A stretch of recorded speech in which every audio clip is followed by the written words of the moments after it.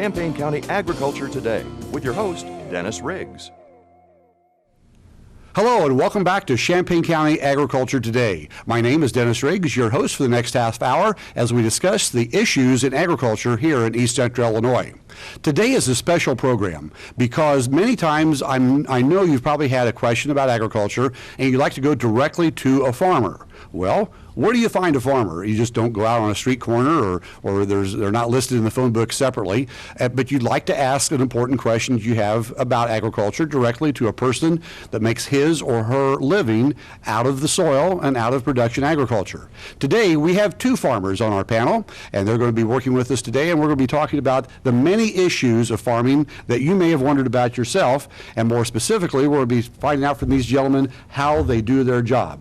So with us today on my far left is Lynn Warfel, farmer from Tolono, and closely here we have Jerry Watson, a farmer from Villa Grove. So I'm going to start out, Lynn, with you down in the Tolono area. First of all, welcome to our program today. Thank you, Dennis. Give our viewers a little bit of an idea about your history, education, where you grew up, and then we'll talk about your farming operation. Okay. I was born here in Champaign in Burnham City Hospital. Went home to the farm where I live now. It's the same farm where my father, my grandfather, and my great-grandfather farmed. Their wives were instrumental in their success. I've been there 32 years now. I've been farming 43 years ever since college. Along with the farming, I'm involved in some civic activities related to schools mostly, but also activities related to church. See, well, that's a good history. So you would be the fourth generation on your farm, is that correct? Right. Okay, give me a little bit of an idea about your education. Where other than the Tolono area, what education have you put into your farming career? I graduated from Unity High School and then went to Wabash College over Crawfordsville, Indiana for 2 years in liberal arts. And during my sophomore year, I was considering a career teaching, and I started looking seriously at things like salary. And after I found out what the salaries were for beginning history, political science teachers were, for the first time I looked really hard at farming and decided I really loved farming. So I transferred from Wabash to the University of Illinois and studied agricultural economics for the next 2 years. And then actually I have continuing education because I use the internet and I use all kinds of materials to provide information, so I'm really in a continuing education field. Great. Well, I'm sure a lot of us can relate to that story. There's always new things to learn every day. Mm-hmm. Let's move up the road a little bit over to the Villa Grove area where Jerry Watson, once again a multi-generational farmer. Jerry, thanks for being with us today. Tell us a little bit about your background, where you grew up, and some of your education there and about your farm. Well, I was actually born in DeKalb, Illinois, and lived there until age 5, and at that time my father moved our family down from DeKalb to Villa Grove, and my father took over his uncle's farm. And this is a farm that we, that's our base farm now. That's where our shop is. Grew up there, went to the Villa Grove schools, graduated high school, and then I went over to Illinois State and got a degree over there in ag business, and returned back to the farm and farming there with my brother, and I have a nephew that's farming with us, and I also have my son that's farming with us. Mm-hmm. So, been around for a while also, it sounds like. yeah, we've been there for quite a while, and it's nice to have had the opportunity to work with my father and then to bring my son back into the farm. It really is rewarding in ways that you can't even maybe put a dollar value on, but to have had the chance to work with your dad for so many years and then a chance to work with your son, the future for working with my son, I'm really excited over it. We'll have to ask your son if he has the same opinion of that, but I'm sure that he does. Exactly. Jerry, give me an idea of the different crops that you grow on your farm. Well, we grow basically corn and beans, and the corn we grow a lot of Frito-Lay corn. We grow the white corn and yellow corn for Frito. And then we grow seed beans for Pioneer, the beans that are used they process, put in the bag, in return sell it to the farmers the following year. Very good. So corn and soybeans are the main crops? Yes. Well, Lynn, I'm going to switch over to the Pasodum area, to a little area there. Crops on your farm, is it basically the same or anything different over there? Pretty much the same. When I started farming, one of the main tract of land had seed corn on it for, well, ever since a plant was built in Tuscola. So I jumped into the seed corn, and then I very quickly expanded seed corn acres to the maximum I could get. But I always had some regular corn and soybeans, all except 1 year. 1 year I had all seed corn. All 2,000 acres was seed corn. And the mix of seed corn has varied quite a bit as the different kinds of seeds have been developed. Got into white corn and food grade corn for seed, and several other kinds. And then we also got into growing soybeans for seed use, and several different kinds of soybeans. There's specialty beans for tofu and some other things. So at one point I was growing about 6 different kinds of things, although it was all either corn or soybeans. Why is that? People that know about agriculture or have seen a little bit of the crops around here, or people that may just drive out in the country, they see cornfield, bean field, cornfield, bean field. Why is it here in East Central Illinois that it's the case that those crops have the majority? We have highly productive soils, and we have very good rainfall without irrigation. And so to capture and make the operation the most productive, we will grow the crops that people want the most. Those 2 crops happen to be corn and soybeans in this area. Another impact on that really is a transportation system. Illinois is blessed with a lot of rivers that provide transportation and get grain out to the Gulf of Mexico, which means the ocean, and worldwide. So that impacts what we grow also. I've grown white corn, white food grade corn that I trucked to a terminal down at Evansville. It was put on a barge, went to New Orleans, put on a ship, and taken to South Africa. White corn is a staple in the diet in South Africa. So you wind up tinkering with worldwide demand, really, right here in Central Illinois.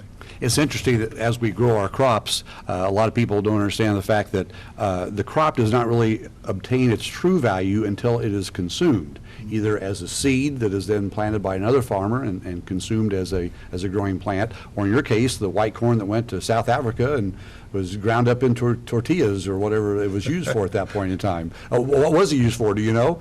I don't know, food, but I don't know. I doubt if it was tortillas, but some kind of corn flour, a staple in the diet. But it is a consumable product, what we grow here. And of course, the big buzz now, people are hearing so much about the ethanol fuels, and I know a lot of our corn in this area is taken to Decatur, Peoria, where it goes into ethanol fuel. So you're actually growing for an end result, which makes it good. Well, Jerry, let's turn to you for a second. I have people that ask me, well, gosh, a farmer, they plant their corn and beans in the spring, and they come back in the fall and they harvest it, and gosh, what are they doing in the middle there? Is there anything going on? Give us an idea. This show is being taped in the middle of the summer. The crops are planted, they're growing quite nicely. We've had some great rains. Give me an idea of what your daily routine would be in the off seasons, such as summer, and then we'll also talk about winter. Right. I know, I think to the general public, the conception is that farming, if you're not actually out in the tractor working ground, that the farmers are not working or not busy, and it's anything but the case. It seems like in agriculture anymore that the amount of time that we spend actually in the cab of a tractor is almost so much getting lesser, and it's not necessarily the most important part of what our operation at making it financially successful. But in our case, after, of course, we go through the spring, work the ground, plant it, then we come back in and we're always doing spraying. Spraying takes up a large part of our early summer. the weed pressures and the chemical that we use anymore is just, there's not much residual chemicals that are in the soil. So as you get a flush of weeds, we go in and spray it. And then as we get into summer, we even start looking at, we start preparing our machinery for the busy time for the fall. And we start, doing marketing decisions. There's, of course, the marketing is done throughout the whole year, but just a lot of preparation for your next phase of what you'll be doing. You always try to stay one step ahead. Well, what I'd like to do, gentlemen, is go through some actual occupations. A farmer wears many hats, and he has a lot of different skills that he has to put together, he or she, to make his farming operation successful. So I'm going to ask you both for a little story about these different occupations, either how you do it or how you've participated with these people. Let's start off with the mechanic. Lynn, tell me a mechanic story that applies to your farming operation. Well, I think every farmer has to be a reasonably good mechanic himself.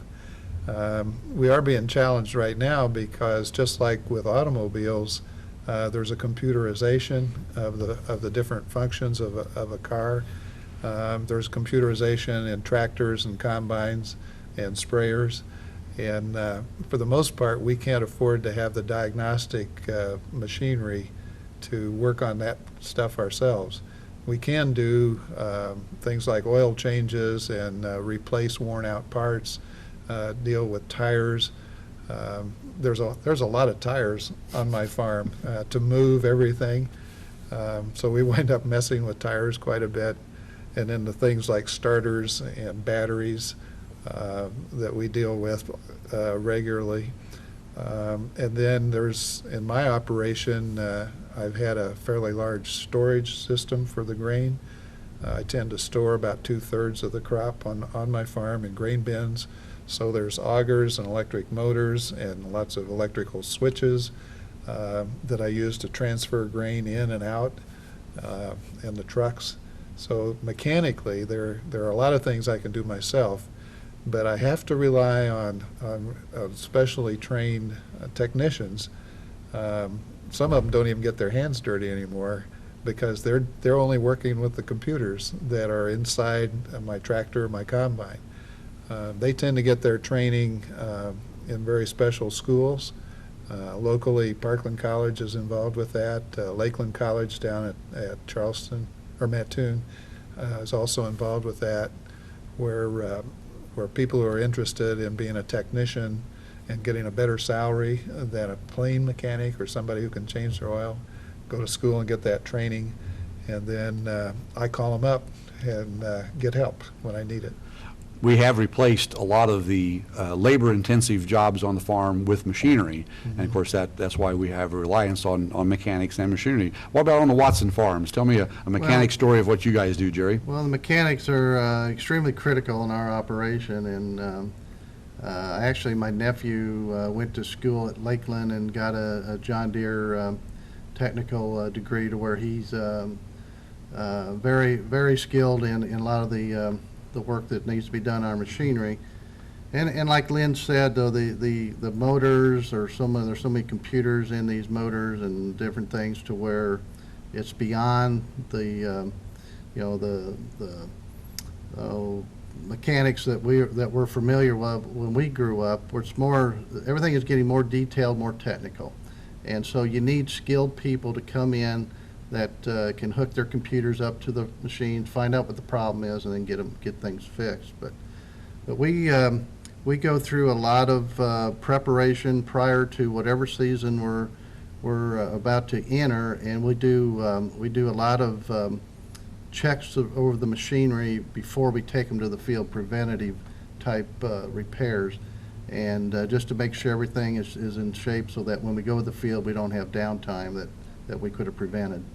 That's another item that people may not think of. If we do have a repair need, it's not like you're in town and you're just a few blocks away from a mechanic. We're several miles out, and it takes a little preparation. Do you have a mechanic or some type of a dealership on the speed dial of your phone that you might have to call them? Well, you have about 2 or 3. I kind of figured that. 2 or 3, and it is there is definitely an urgency when something breaks down, as you time is money, and anytime that you can't keep your machines rolling, it's costly. So, yeah, it's critical that the mechanics, the implement dealers have been very good in responding to our calls and to all the farmers' needs. Okay. Yes, Dave. That's one of the interesting things about American agriculture, Dennis. We are so fortunate that different pieces come together in our society, so that there's engineers who are constantly developing better machinery. There are dealers who are constantly training their employees to be better technicians, and then a whole bunch of other people that work together really to make sure that when the corn or the soybeans are ready to harvest, all the preparation has been done, and we can take our equipment to the fields and accomplish our task of harvest. Worldwide, there just isn't any other place where that all happens the same way. If I have a breakdown and I need a piece to repair a machine, if my dealer nearby doesn't have it, I'll have it the next morning. For example, in Russia today, there are machines that sit for years waiting for repairs, and they tend to get cannibalized, for parts. We don't have that experience here. We can repair very quickly and get the machine back going again. That's really an important part of our business, because we only have a certain number of days that are optimum for planting and a certain number of days that are optimum for harvesting. And if we don't do the operation in those time frames, it takes away from our profit. And we're in business to have a profit. Mother Nature doesn't wait. Bless her heart. Farmers have one chance a year to get a paycheck, and I like to dispel a rumor right now. A lot of times people talk about farmers do complain a little bit. They complain maybe about the weather, piece of equipment breaking, but really the goal is to grow that perfect crop with the optimum yield so it can be consumed by the different industries out there. So we're just trying to do a good job, right, fellas? It's a little like raising children. Before they're born, the children are perfect. But in the process of raising them to adulthood, things happen along the way, and they're not perfect. That's right. Not quite the perfect way to do it. Well, let's move on to the next one. I know the Watson Farms have some experience here in seed. You just don't go to the local True Value hardware store or whatever and pick up some corn or pick up some bean seed. Jerry, what goes into purchasing good seed for your farm? First of all, I am a seed dealer. So, I thought you might know a little bit about that. In that sense, to me, the perfect seed is come check with me to get your seed, I guess. But now there's a lot that goes into the decision of seed making or the seed purchasing, and it's probably one of the most critical jobs the farmer does, because the genetics or the traits that you buy with your seed is going to determine what your profitability or what your yield potential can be. And if we do a poor job of helping people pick the right genetics and the right traits to put in your genetics, it'll affect their bottom line. So we need to, or I personally stay up on the traits that are put in, the genetic history, characteristics of a plant. Is it going to have strong roots? Is it going to have a strong stalk? Is it a good yielder? That sort of thing. And so we spend a lot of time in going through and selecting the right hybrids, because that is our one chance to, that's for yield potential. We pick the wrong ones, we're in trouble. Give me just a rough, I'm going to put you on the spot here, through one company, let's just pick a company that you work for, how many choices do I have of corn to plant in my field of dirt out there? Okay, well, in the line that I would represent is Pioneer, and in that line alone, you probably have a choice of over 50, 60 hybrids that you could pick from in corn to plant in your fields. Each one with a unique trait and with unique characteristics. Right. How about soybeans? Is it approximately the same? Soybeans, you're probably going to have a range of maybe 20 to 25 that you would plant. But in each area is depending where you're at, you're probably going to cut those choices down to maybe 5 or 6. you're going to eliminate a lot of those choices real quick, but then it'll get down to where you're basically going to choose between 5 or 6 hybrids for a person's farm. But it's not quite as easy as it looks, right? No, Okay, no, well, it's not. take some skill there in agronomy.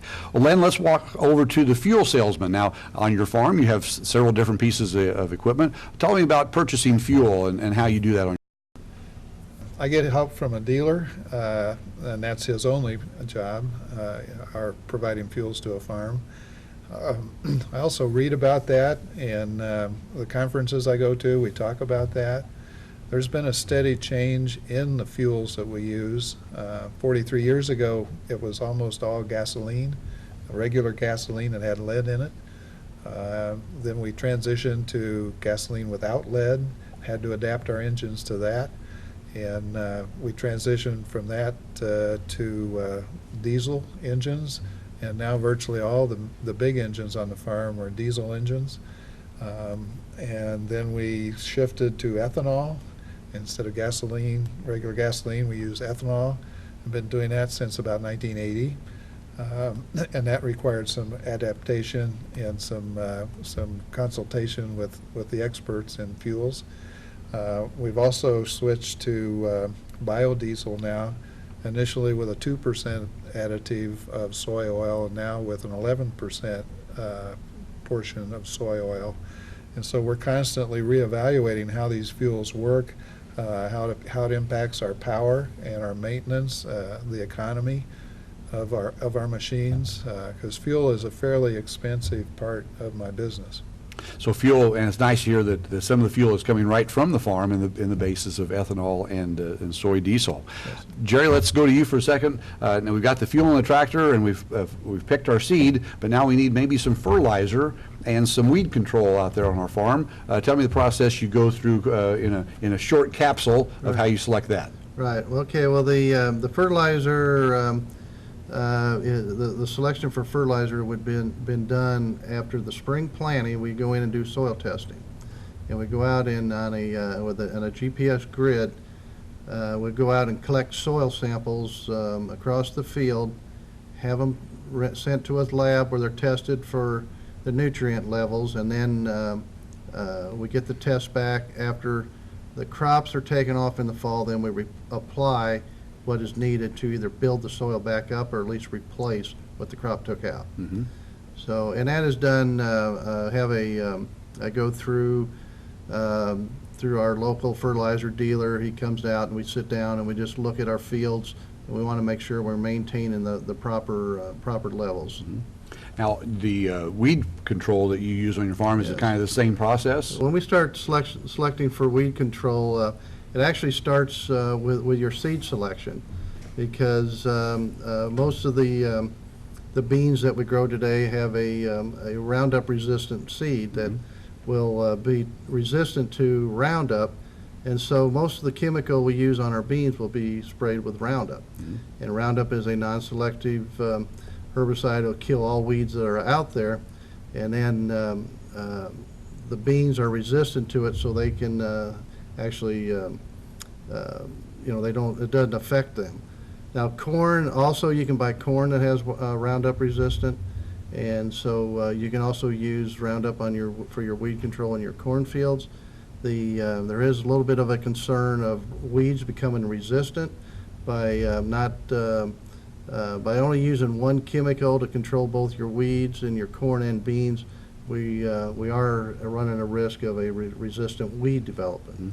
So a lot of people will use another combination, residual chemical such as Callisto, which is a broadleaf weed killer that we put into our mix just so that we don't want to get weeds that are resistant to Roundup, and then it'll create a major problem. Of course, the whole idea here is to create a field or an end product that has the food that we're growing or the product that we're growing, and not the weeds, because they're a competition. Right. Well, then it sounds like there's a lot of discussions here that are based around agronomy, and of course, whether it's the university, extension, what kind of agronomy information do you work into, and do you rely upon anybody to help on your agronomic questions? Jerry and I both go to conferences in the summertime and the wintertime too, and that's a good source for us. The University of Illinois puts it on, chemical companies put it on, seed companies put them on, and so we go to a variety of conferences during the course of the year.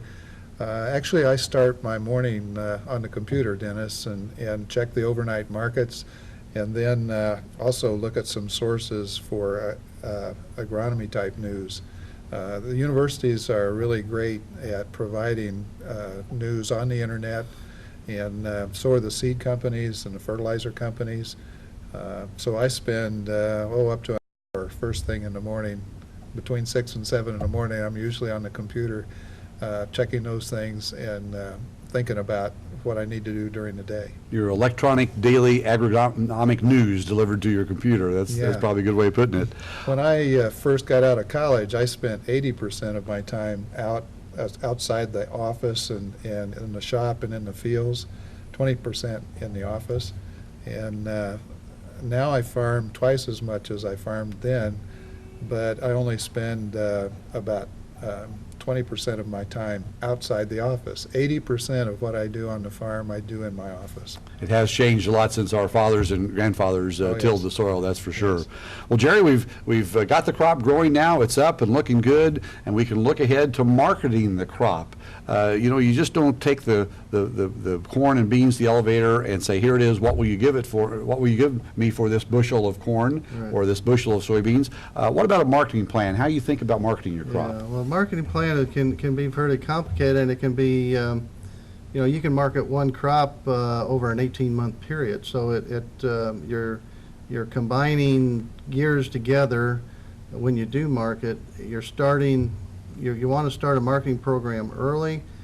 A lot of times in the spring of the year is when some of our better opportunities to price the grain, the growing crop, and at that time you probably still have some crop carryover from the last year crop. So it can get a little bit complicated in figuring out a good pattern, but the thing that you want to do is try to sell when you see prices over the cost of production.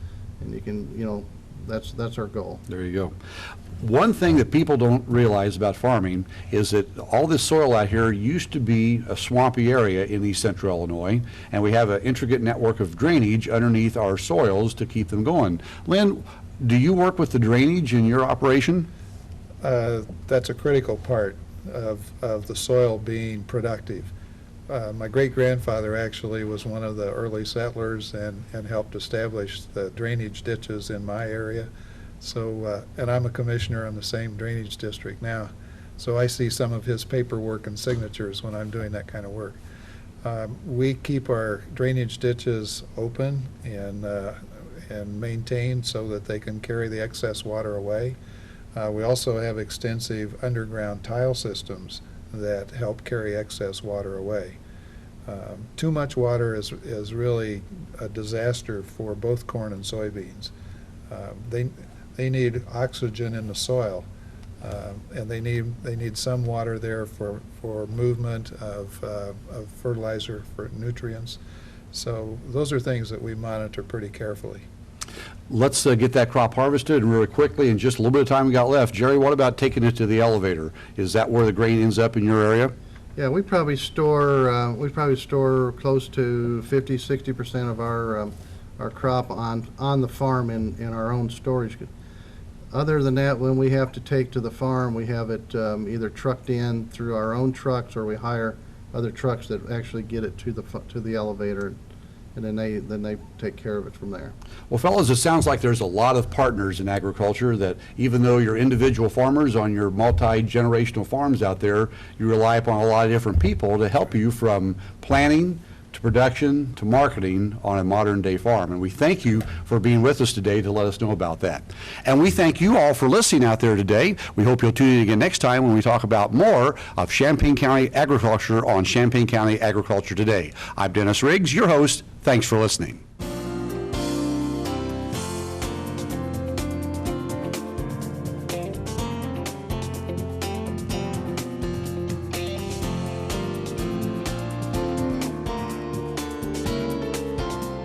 Champaign County Agriculture Today is brought to you by Champaign County Farm Bureau.